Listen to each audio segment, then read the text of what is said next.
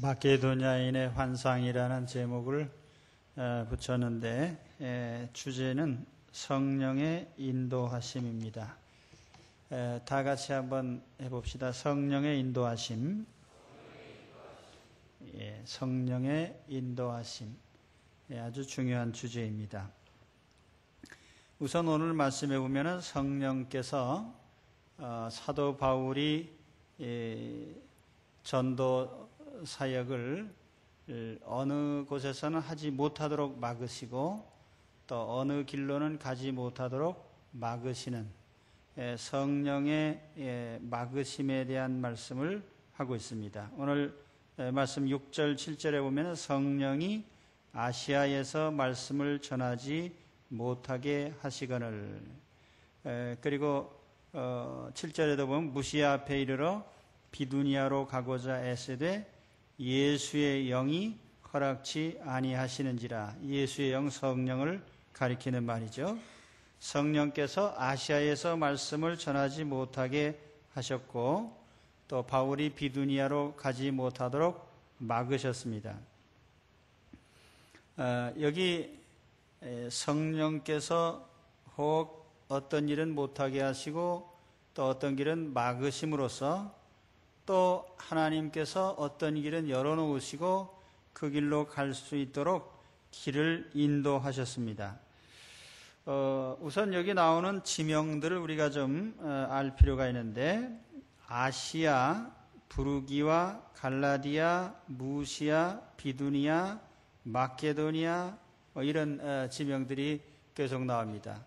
여기 지명의 대부분은 지금으로 말하면 터키 영토 안에 있는 지역들이에요. 터키 영토가 흑해와 지중해, 그리고 남쪽으로는 시리아 이쪽과 이렇게 연결되어 있는데, 여기 아시아라고 표현한 것은요, 오늘 우리가 말하는 아시아 대륙을 말하는 게 아니고, 본래 이 아시아라는 지명은 어디에서부터 왔느냐 하면은 이 터키, 옛날 소아시아 지역의 가장 서쪽 지역, 그 일종의 지역 이름이에요. 말하자면 우리나라로 말하면은 경상남도 또는 경기도, 강원도 하는 식의 이런 그 주가 있었는데, 그 당시 터키 전 그 지역이 서쪽 지역으로는 아시아라고 하는 주가 있었어요. 비교적 넓은 지역에 걸쳐서 지중해 쪽으로 아시아라고 하는 그런 주가 있었고, 북쪽으로는 비두니아, 그리고 중부 지역으로는 갈라디아, 또 동부 지역으로는 갑바도기아, 그리고 남쪽으로는 또 길리기아라든지 밤빌리아, 이런 주들이 있었어요. 요게 이제 바울의 전도 행로에 보면 이런 지역 명칭들이 많이 등장을 합니다. 그런데 오늘 말씀에 성령께서 아시아로 가지 못하게 막으셨다. 그 아시아는 말하자면 바울이 육로로 지금의 우리 말하자면 안디옥, 그 팔레스틴에 있는 안디옥입니다. 그 안디옥에서부터 북쪽으로 쭉 올라가서 이제 육로로 터키 내륙으로 해서 서쪽 지역으로 이렇게 통과를 해서 북쪽의 비두니아 지역으로 이렇게 가려고 했던 것 같습니다. 다음 시간에 제가 지도를 보여드릴게요. 이게 지도를 봐야 되는데, 아무튼 그래서 바울은 일단 그 아시아 지역으로 가지를 못했는데, 성령이 막으셨다고 하는 것은 아마 여러 가지로 나타났겠죠. 사람을 통해서 방해를 했다든지, 또 교통편이 없었다든지, 아니면 어떤 재난이나 이런 것 때문에 못 갔다든지, 어떤 여러 가지 그 어떤 바울이 아시아 쪽에서 전도할 수 없는 상황이 벌어진 거죠. 그래서 바울은 그 1차 선교 여행 때 전도했던 지역들이죠. 더베라든지 이고니온 루스드라, 또 비시디아 안디옥 이런 지역들을 통과를 했고, 그렇게 해서 그가 비두니아, 말하자면 흑해 연안에 있는 그 북쪽 지역입니다. 그 지역을 가려고 했는데 성령께서 또 막으셨어요. 그래서 할 수 없이 북쪽 지역이면서도 서북쪽입니다. 그러니까 보스포러스 해협에 인접해 있는 지역이에요. 그러니까 거기에서 마주 보면은 그 보스포러스 해협을 건너서 이제 유럽 땅이죠. 지금 말하면 이스탄불이라고 하는 도시를 연상하면 될 겁니다. 그 이스탄불에 보면은 아시아와 유럽에 걸쳐서 이렇게 연결이 되어 있는 그런 지역인데, 바로 그 지역에 바울이 이제 도달을 하게 된 것입니다. 그런데 이와 같은 성령님의 간섭하심이 어느 한순간에만 딱 나타난 게 아니고요, 지속적으로 나타났어요. 그래서 이 아시아에서 말씀을 전하지 못하게 하시거늘, 이 부분을 그 NIV 영문 성경에 보면요, 이렇게 되어 있습니다. 제가 그 영어를 잘 못하기 때문에 그냥 되는 대로 읽겠습니다. Having been kept by the Holy Spirit from preaching. 그러니까 having been kept라고 하는 현재 완료 수동태입니다. 그리고 keep from ing라는 표현은 이제 무엇을 못하게 했다 이런 표현인데, preaching을 못하도록 성령께서 지속적으로 제어를 하신 거예요. 예, 그러니까 설교를 한번 못하게 한 게 아니라 거기서 하려고만 하면 막히는 거예요. 그래서 지속적으로 이걸 거기서 전도를 못한 거죠. 전도하는 거 좋은 일입니까? 나쁜 일입니까? 물어보는 게 바보죠. 또 우리가 주님을 위해서 말씀을 전하는 게 이게 좋은 일입니까? 나쁜 일입니까? 뭐 좋은 일이죠. 근데 우리가 좋은 일을 한다고 해서 무조건 길이 열리는 건 아니라는 거예요. 하나님께서 못하게 하셨어요. 우리는 때때로 그런 논리를 펴니다. 하나님, 이거 좋은 일인데 왜 못하게 하십니까? 그렇죠, 여러분. 우리가 다른 사람 돕는 일도 좋은 일이고, 또 뭐 사회를 위해서 봉사하는 것도 좋은 일이고, 내가 좋은 일을 하려고 하는데 하나님 왜 못하게 하십니까? 못하게 하실 때가 있어요. 그런데 그것은요, 그것이 나쁘기 때문에 못하게 하신 게 아니에요. 하여튼 하나님이 다른 뜻이 계셔서 그것을 허락지 않는 거죠. 오늘 여러분, 우리가 살아가는 동안에도 무수히 이런 일을 당합니다.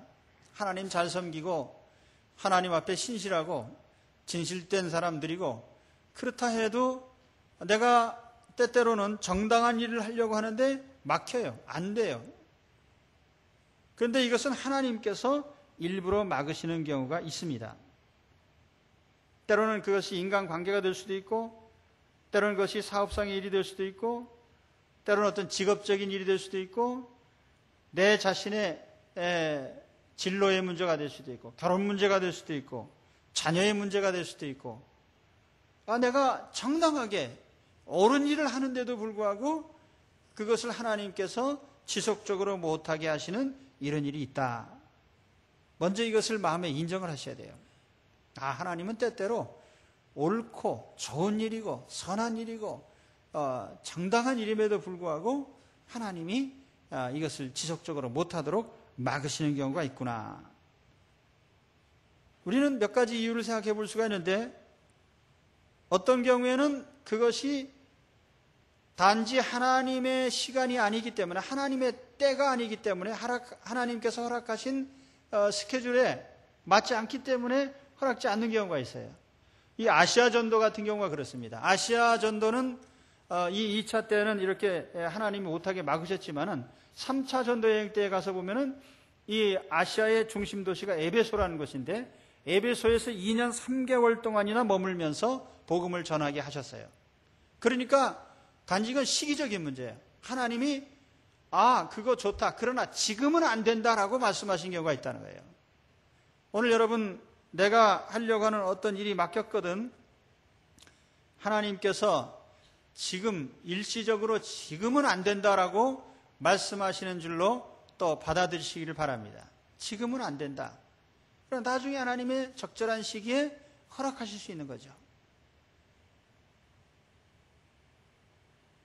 또 다른 이유는요, 하나님이 근본적으로 원치 않으시는 경우가 있어요.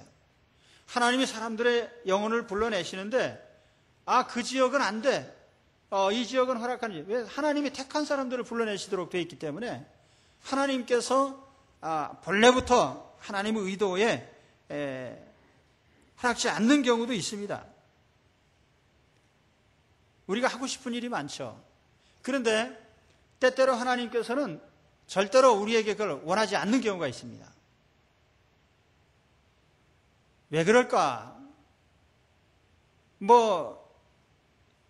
우리가 알 수는 없지만은, 그러나 하나 말씀드릴 수 있는 것은 우리는 영적인 미성년자라는 거예요. 미성년자가 누굽니까? 보호자가 필요하고, 안내가 필요하고, 인도자가 필요하죠. 미성년자는 미성숙된 자를 의미합니다. 그렇기 때문에 당연히 지도를 받아야 되는 거예요. 그런데 만일 미성년자가 어떤 것을 원하고 강력하게 그것을 하려고 한다면은, 만일 어른의 입장에서 그 잘못된 것이 눈에 보일 것이고 당연히 막을 겁니다. 그렇죠? 우리는 영적인 미성년자, 인생의 미성년자입니다. 우리가 이 땅에서 50년, 60년, 70년 살았다고 해서 성숙된 인간은 절대로 아니죠. 하나님이 볼 때는 여전히 어린아이에 불과한 겁니다. 어린아이, 미성년자. 미성년자가 뭘 자꾸 하고 싶다고 하면은 하나님 무조건 허락하시질 않죠.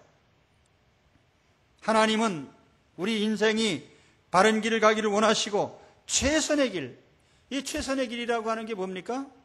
우리가 갈 수 있는 여지는 여러 가지 길이 있어요. 인생길이. 이렇게 사는 법도 있고 저렇게 사는 법도 있죠. 그러나 그 가운데 하나님이 우리에게 허락하신 가장 좋은 길, the best, 하나밖에 없습니다. 그 길은 하나님이 아시고 우리는 모릅니다. 그렇기 때문에 우리는 겸손하게 하나님께서 허락하신 그 길을 찾을 필요가 있는 거예요. 때때로 우리는 무엇이 최선의 길인지 모르고도 하나님 앞에 때를 씁니다. 그리고 우리가 항상 그 믿음 안에서 오류가 무엇이냐 하면은, 우리 기독교 신자들이 그래요. 때로는 목사님들도 그런 설교를 많이 합니다. 여러분 무엇이든지 원하면 됩니다. 기도하면 됩니다. 기도만 하십시오. 기도하면 다 이루어집니다. 과연 그렇습니까? 제가 경험상 그래요.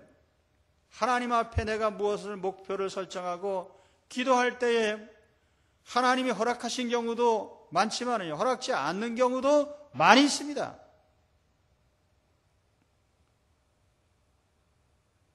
그러면 때를 쓴다고 되는 것이 더 신령한 것입니까? 아니면은 하나님이 원하는 길을 찾아서 가는 것이 더 현명하고 성숙된 길입니까? 언제까지 미성년자처럼 때를 쓰면서 신앙생활을 하시겠어요? 만일 성숙된 신자라면은 오히려 그런 길에서 떠나서 하나님이 원하시는 길을 찾고 하나님께 묻고 깨달아서 더 나은 길로 나아갈 수 있는, 하나님이 정하신 길을 찾을 수 있는 여러분들이 되시기를 축원합니다. 우리 인생에 내가 갈 길을 아는 것도 중요하지만 가서는 안 되는 길을 아는 것도 중요한 거예요. 우리 학생들 이제 지도를 하는데 진로 지도를 하죠. 진학 지도할 때 너는 장차 뭘 하겠느냐? 넌 뭘 공부하겠느냐? 장차 무슨 직업을 가지겠느냐? 인생의 진로 지도를 하는데 그때에 무엇이 가장 참작이 됩니까? 본인이 뭘 하고 싶은지, 본인의 의욕이 있겠죠. 또 부모님은 뭘 원하시는지, 부모님이 원하시는 것도 있을 거예요. 그러나 그거보다 더 첫 번째로 고려되어야 될 것은 하나님은 무슨 길을 원하시는지, 이것을 찾는 것이 우리에게 더 중요한 거예요. 그런데 대부분의 성도들이 순서가 거꾸로 되어 있습니다. 첫째는 내가 원하는 것, 그 다음은 부모님, 그 다음은 하나님. 그 하나님께 아예 묻지도 않아요. 그 다 결정해놓고 마지막에 가서 길이 삐뚤어진 다음에 하나님께로 그때 와서 하나님 어떻게 된 겁니까? 이렇게 묻는 거죠. 그렇죠? 여러분 어떻게 하고 계십니까? 대부분 다 하나님께 먼저 묻고 시작하십니까? 아주 훌륭하시죠. 그래도 대부분은 그렇지 않아요. 다 이리저리 다 내가 한 다음에 첫째가 뭐냐면 항상 내 뜻이에요. 내 뜻. 주여, 주여, 주 뜻대로 마옵시고 내 뜻대로 이루어지이다.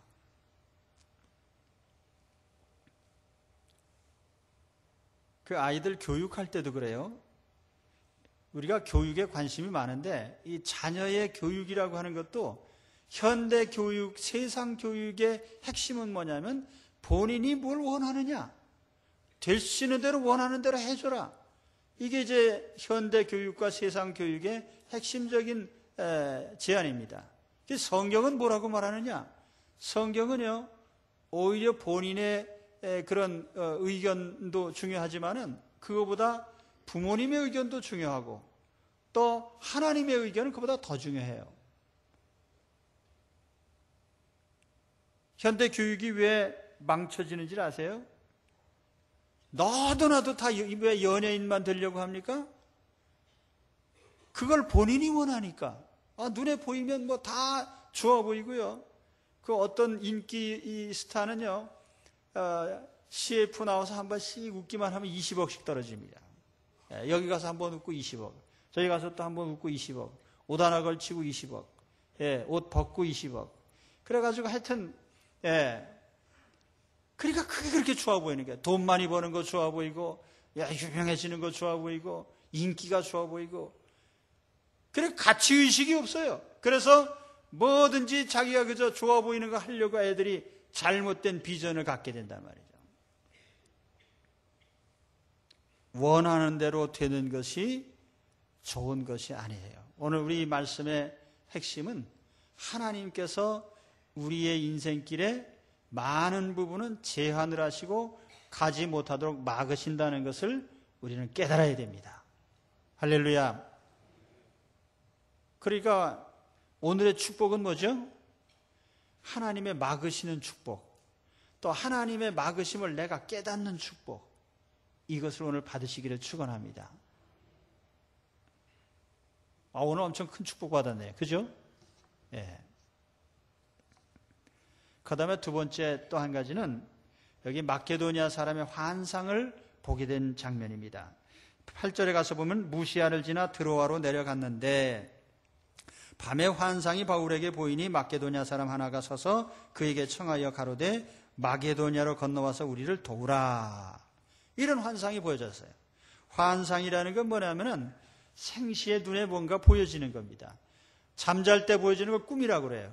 근데 생시에 보여지는 것은 우리가 환상이라고 합니다. 비전. 그런데 바울이 본 환상의 내용이 뭐예요?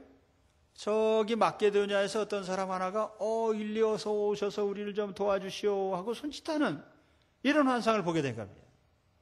마게도니아라고 하는 곳은 지금으로 말하면 그리스 북부 지역이고요. 여러분들이 역사에서 보면은 알렉산더의 고향이고, 또 성경에서 보면은 빌립보나 데살로니카나 베레아나 이런 지역이 속해 있는 그 지역이 바로 마게도니아입니다. 그러니까 유럽이죠, 유럽. 지금 바울이 지금 어디까지 도달했냐면은 무시아에 있는 드로아라는 도시에 도착해 있습니다. 드로아. 트로이의 목마 기억하십니까? 일리아드 오디세이 나오는 트로이라는 곳 있죠. 트로이 목마 아세요? 모르셔도 할 수 없고요. 그 트로이라고 하는 장소하고 여기 성경에 나오는 드로아라고 하는 것은 거의 비슷한 위치입니다. 약 6km 정도 떨어져 있다고 하는데, 아무튼 이 드로아는 어떤 곳이냐면 당시에는 여기서 딱 배를 타면은 유럽으로 건너가는 관문이에요. 그래서 지금 환상을 거기서 본 것은 아시아로 가는 길은 다 막혀지고 이제는 바다 건너서 유럽으로 가라, 그런 메시지죠. 그러니까 바울이 그런 환상을 본 겁니다. 마게도니아 사람의 이 환상은 어떤 면에서 사도 바울에게 다른 데가 막혀지면서 그럼 어디로 가느냐라는 궁금증이 생겼을 때 하나님께서 여기다라고 제시한 비전이죠. 나갈 길, 목표를 보여주신 하나님의 비전입니다. 하나님이 막힌 길과 열린 길을 통해서 우리에게 역사하십니다. 처음에 우리 이민철 선교사님이 카트만두로 가셨는데 첫 4년 동안에 사실상 공개적으로 커다란 열매들은 없었어요. 그래서 그곳에 이제 종합병원에서 사역을 하면서 만나는 사람들을 복음을 전하고 또 아니면 대학에서 대학원생들을 가르치면서 이렇게 사람들을 접촉을 하면서 그래서 거기서 얻은 수확이 뭐였느냐 하면은 꽤 영향력 있는 사람들을 사귀게 된 겁니다.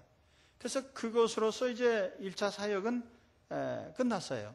근데 2차 사역에 하나님께서 네팔의 제2의 도시인 버러풀로 인도를 하셨습니다. 그래서 거기 국립암병원으로 이제 사역지를 옮기면서 많은 암 환자들이 혹 말기암 환자들이 이제 생겨나면서 그들과 접촉하면서 복음을 전해보니까 너무너무 잘 받아들이는 거예요. 그래서 집에 이제 거기에 쉘터를 만들어 가지고 사람들을 하나 둘 이렇게 초청을 하니까 많은 사람들이 모여들어서 예배를 드리니까 사람들이 막 모여듭니다. 그래서 자연스럽게 교회가 세워진 거예요. 그래서 그곳에 땅을 사고 교회를 지었습니다. 그런데 또 다른 그 지역에 군자너거리라고 하는 지역에서 여기도 와서 좀 교회를 세워주시오. 그래서 그곳에 우리가 지난번에 토지를 매입했는데 또 집을 지을 수 있도록 또 후원자들이 협력을 하게 됐습니다. 그래서 그곳에 또 하나님의 교회가 세워졌죠. 그런데 며칠 전에 또 얘기 들어보니까 또 새로운 곳에 교회를 또 세워달라고 하는 그런 제안들이 온다는 겁니다. 사역이 자꾸 넓어져요. 하나님께서 카트만두 지역에서는 막으셨는데 버러풀 지역에서는 활짝 열어놓으신 거예요. 그러니까 하나님께서 여시는 지역으로 가니까 일들이 막 열려지는 겁니다. 근데 그때마다 어떤 현상이 있었어요? 마게도냐 사람과 같은 이 사람의 손짓이 자꾸 보여지는 겁니다. 여기 버러풀로 좀 와주시오. 여기 군자너걸로 좀 와주시오. 이런 그 하나님의 참으로 사람을 통한 이런 비전이 제시가 된 거죠. 오늘 우리도 그렇습니다. 우리가 하나님의 뜻을 알고 나갈 길을 알고자 한다면 이런 과정들이 필요해요. 첫째로는 하나님의 말씀을 통해서 하나님의 의도를 우리가 확인하는 것입니다. 여러분이 적어도 성경을 읽는다면 성경 말씀을 통해서 어떤 분이 그래요. 우리를 향하신 하나님의 뜻의 한 80% 정도는 거기에서 찾아낼 수 있을지 모른다. 그리고 두 번째로는 주의 종의 지시를 받고 말씀을 경청하고 또 사람들을 통해서 혹 나에게 다가오는 조언들을 살펴보라는 거죠. 사람을 통한 여기 마케도냐 사람의 손짓과 같이. 그리고 세 번째로는 내 자신의 마음의 의욕이나 또 의지를 확인해 보라는 겁니다. 내가 그거 정말 하고 싶은 생각이 있는가? 하기 싫은 일을 하나님이 억지로 그렇게 시키진 않죠. 정말 우리 마음속에 충만한 의욕이 있는지를 확인해 보고 마지막으로는 환경을 살피는 것입니다. 과연 이것이 순적하게 열리는 것인가? 아니면은 이것이 제동이 걸리는가? 그래서 오늘 이 말씀에 있듯이 바울은 막히는 길과 열리는 길을 확인하면서 조심스럽게 자기의 나아갈 길을 찾아가고 있습니다. 여러분 오늘 내 자신의 길을 열기 위해서 이와 같은 하나님 앞에서의 의미 있는 작업들을 하시기를 바랍니다. 그리고 불확실한 가운데 나가지 마시고 확실한 가운데 자기의 진로를 결정해 가시기를 축원합니다.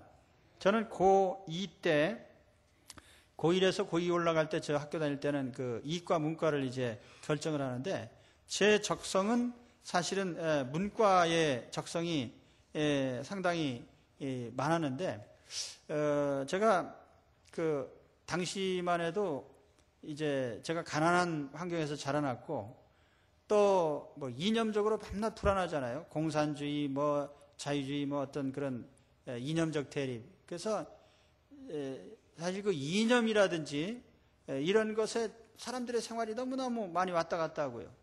그래서 저는 이런데 별로 흔들리지 않는 그런 방향으로 나가고 싶다. 그래서 제가 안정된 직장 생활을 원해서 제가 이과를 선택을 했어요. 그래서 대학교 2학년 마치고 상당히 그 몸이 나빠져서 그때 이제 학교 휴학을 하면서 뒤죽박죽이 되기 시작을 했습니다. 그래가지고 겨우겨우 해서 어떻게 졸업을 하고 2년 동안 직장 생활을 했는데 그게 전부예요. 제가 전공을 써먹은 것은. 그리고 나서 하나님께서 이제 이 목회의 길을 가도록 역사를 하셨는데 지나고 나서 생각해 보니까 내가 그때 그 아주 잘난 척하고 좀 그런 길로 이렇게 했는데 나중에 보니까 이 목회를 하면서는 별 유익이 없어요. 그 뭐 써먹을 게 별로 없고. 그런데 만일 내가 그때 좀 더 현명하게 하나님이 주신 달란트대로 내가 전공을 했더라면은 더 많이 유익되지 않았겠나. 그런 사실 저는 철학적 소양도 있고 또 사회학적인 소양도 있고 그래서 그런 부분에 관심이 많았는데 사실 그걸 하나님이 주신 원천적인 그런 것은 제가 제안을 하고 내 임의대로 했단 말이에요. 그러니까 그것이 나중에는 별 소득이 없는 거예요. 그러니까 여러분도 우리 특히 청소년들 장래 진로를 결정하면서요 어떤 이익을 따라 결정하지 마시고 또 내 자신의 어떤 그런 세상적인 그런 것 때문에 결정하지 마세요. 그래서 하나님 앞에 기도하면서 하나님의 뜻을 따라서 나의 갈 길을 결정하시기를 축원합니다. 신학교에 가보면 별 사람 다 있어요. 당신 왜 신학교 왔습니까? 그러면은 어느 권사님이 기도해 주시는데 당신은 주의 종이요 그래서 왔다는 거예요. 그 당신은 뭡니까? 나는 잘 모르겠다. 이런 황당한 경우가 있어서는 안 되겠죠. 가장 중요한 건 뭐예요? 하나님의 뜻을 확인하고 그 길로 가시기를 바랍니다. 이제 마지막 말씀은요. 과연 성령의 인도하심에 얼마나 맡기고 있는가? 자신을 한번 점검해 보세요. 나는 성령님의 인도하심에 과연 맡기고 있냐? 사도행전을 보면은 1장 초반부터 마지막까지 여기에는 사람의 뜻대로 된 게 하나도 없어요. 전부가 다. 거기에 예수님께서 승천하시기 전에 너희는 예루살렘을 떠나지 말고 위로부터 성령을 내려주시는 걸 기다려라. 50절 성령이 오시고 성령이 오셔서 사도들로 복음 증거하게 하시고 또 거기에 기적과 표적이 나타나고 아나니아 삽비라 사건도 일어나고 또는 빌립을 통한 전도, 스데반의 순교, 야고보의 순교, 베드로 사도가 고넬료를 전도하고 또는 바울 사도가 회개해서 새로운 사역자가 되고 안디옥 선교사들을 보내게 되고 또는 바울이 그 많은 사역을 하는 과정을 보면은 여기에 모든 것이 다 성령님 인도하신 거예요. 사람의 뜻대로 된 게 없어요. 하나님의 나라가 세워지는데 사람의 뜻대로 된 것이 없습니다. 복음을 전파하고 일꾼을 선출하고 교리적인 결정을 하고 기적과 표적을 일으키고 회개시키고 구원하고 행선지를 결정하고 마음의 결단을 하게 되고 때로는 격려와 위로의 과정까지 모든 것이 다 성령님의 역사였습니다. 성령의 인도하심에 맡길 때에 하나님의 복음이 전파되고 교회가 세워지고 기적이 일어나고 역사가 일어난 거예요. 오늘 우리 하나님께서 지금도 우리 가운데 주권적으로 개입하고 계십니다. 다윗은 말하기를 하나님께서 내 걸음을 넓게 하셨고 나로 실족치 않게 하셨나이다. 여호와께서 사람의 걸음을 정하시고 그 길을 기뻐하십니다. 하나님이 정하신 내 인생의 길을 찾으시고요. 성령님께 의지할 때의 인생길이 넓혀지고 걸음이 넓혀지고 실족하지 않게 됩니다. 성령의 인도하심에 유의해서 삶의 길을 결정하시기 바랍니다. 다시 한번 말씀을 드리죠. 혹시 하나님께서 내가 가는 길을 막으시고 계십니까? 혹은 열고 계십니까? 막힌 곳이 있습니까? 열린 곳이 있습니까? 하나님께서 막으시지는 않은지를 살펴보시기 바랍니다. 그래서 낙심하고 좌절하기 전에 하나님이 아, 이 길은 막으시는구나. 이런 깨달음이 있어야 됩니다. 또한 하나님이 정하신 시기와 때에 대해서도 살펴보셔야 됩니다. 아시아 전도가 비록 그 당시엔 막혔어도 다음에는 활짝 열렸어요. 그렇기 때문에 내가 원하는 이것이 하나님이 원하는 때하고 맞지 않지는 않은가? 하나님의 때에 맞추도록 우리는 노력을 해야 되겠죠. 또 여기 하나님이 보여주시는 비전은 없는가? 하나님이 보여주신 마게도니아 사람의 손짓, 이것을 내 삶에서 찾아내시길 바랍니다. 그리고 마지막으로 환경을 살펴보시고 깨달았거든 결단과 행동을 내리세요. 그래서 바울은 배를 타고 유럽을 향해서 건너갔습니다.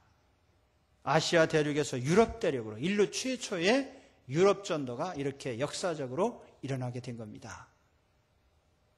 사도 바울이 성령님의 인도하심에 철저히 의지할 때에 이와 같은 놀라운 역사적인 결정들이 일어나고 하나님의 역사가 일어났어요. 오늘 우리 삶의 모든 길에서 성령님의 이러하신 간섭을 찾으시고 하나님이 원하시는 삶의 길을 찾아가시기를 주의 이름으로 축원합니다. 기도하겠습니다.